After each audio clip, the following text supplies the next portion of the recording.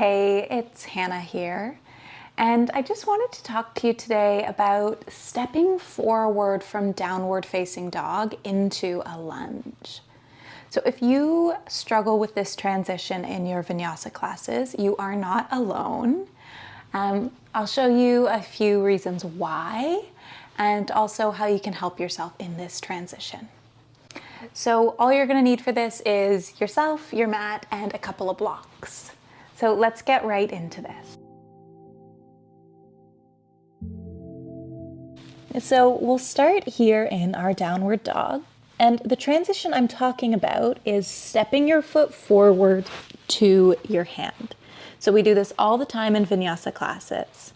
So if you looked at that really carefully, you'll see that I have to lift up on my fingertips of whatever hand to step my foot up. Really common. And we'll step ourselves back. So I'll show you that in slow motion here. I'm stepping forward and then I kind of get stuck and I have to lift my hand. So really common. There's nothing wrong with you if that's going on. Let me show you why for a lot of us that's hard. So first of all, it's a big movement through the hip, but most importantly, I'll show you this way.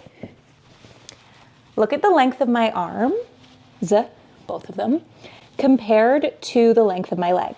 So my knee is pushing right up into my chest when I'm here. And that is because the length of my arm is pretty close to the length of my leg.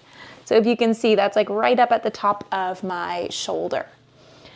Now, some people with longer arms don't have this problem. They can step up no problem at all. But for a lot of us, it's just physically impossible to step up. There's not enough room. So to do this, I have to lift up on my fingertips to give myself that extra little bit of height to step my foot up. Now, there are ways to work around this in your vinyasa class if you're not using props.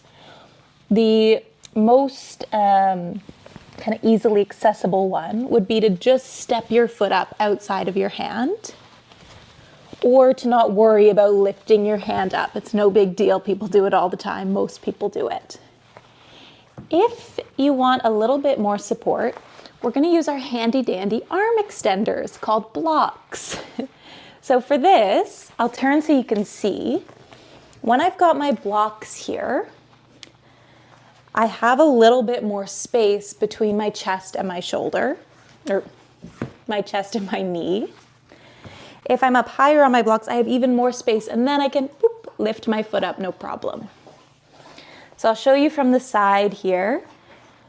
This is no problem. I can lift my foot up. I know you can't see past the blocks, but I can lift my foot up. So that would be our trick here. We've got ourselves in our down dog, and I'm just gonna step up, no problem. You can leave the blocks and do whatever other flow you were gonna do. You can do this with your blocks on a lower height as well. Again, just stepping forward and stepping that foot up while keeping the hands down. So this is a pretty short and sweet video, basically just to show you if you can't step your foot up, there's nothing wrong with you. It's just the length of our limbs in proportion to each other. Super common issue. Use your arm extenders, your blocks, to give yourself that height if you're doing it a lot in a vinyasa class. Or just don't worry about it and step your foot outside of your hand or inside and just lift up onto your fingertips.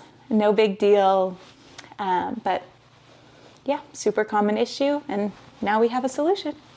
Hope you like this. See you soon. Peace.